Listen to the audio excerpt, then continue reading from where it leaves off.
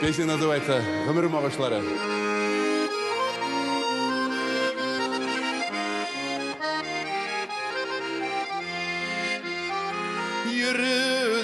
Yüzünümde tibrenip Sallarda yüz alamadım Su boyundan zenger şeçek Üzüledim tabalamadım Behit alaması büyükte Uğrildim alalamadım Varmileşte parlamında İki nazlılar tabalamadım Behit alaması büyükte Uğrildim alalamadım Varmileşte parlamında İki nazlılar tabalamadım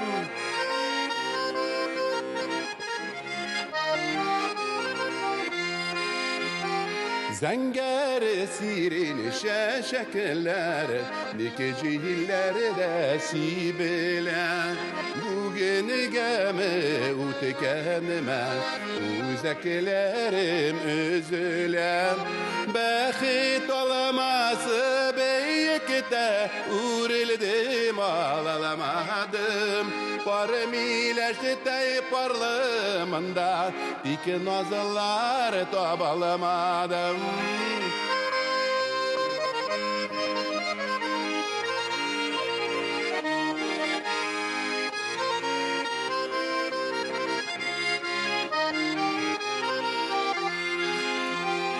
Üzeme soyulağını yazmışım Yolları bu tenide Savaşlarına şikayetip Ömrünü uteminide Kıyaşı bayışına para ömrüm ağışları Süner sürülirlik tugel Yaşlığım yolğışlarım Kıyaşı bayışına para ömrüm ağışları Süner sürülirlik tugel Yaşlığım yolğışlara Süner sürülirlik tugel Yaşlığım yolğışlara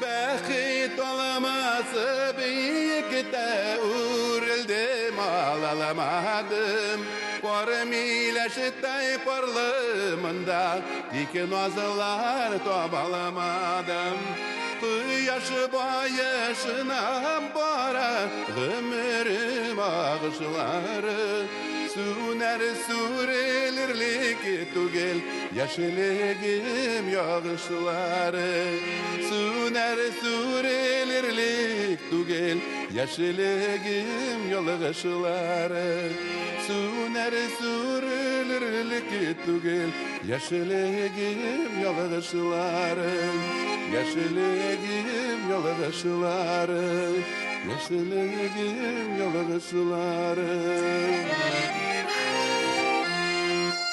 Это был Эрик Сагитов. Спасибо огромное, Эрик Криваревич. Мы вас поздравляем Спасибо. с наступающим праздником. Это было невероятно. Спасибо большое. Это прям И вас с наступающим большой подарок Новым для годом. наших зрителей. Пожелать всем нашей республике, нашим жителям, нашим всем прекрасным половине.